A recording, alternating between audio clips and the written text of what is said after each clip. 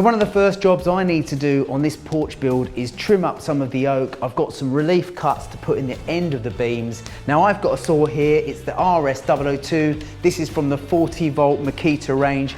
It's got a 260mm blade, yes, 260. It'll give me 95mm of cut, and for a cordless saw, I think that's pretty amazing.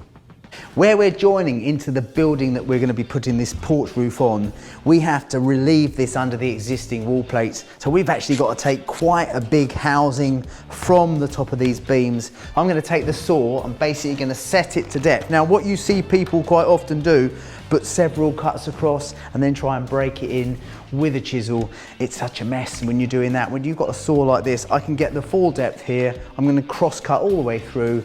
Then I'm going to rip in, I'm going to turn it over and rip in, give it a little tap and it will pop out.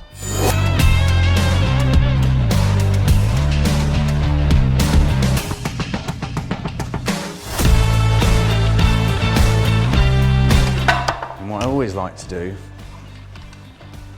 check it's nice and square. Perfect. Right, okay, let's do it.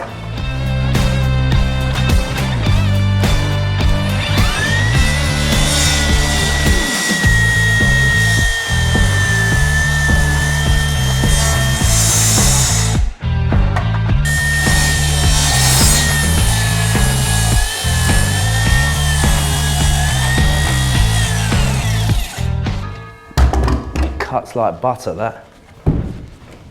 Pretty amazing.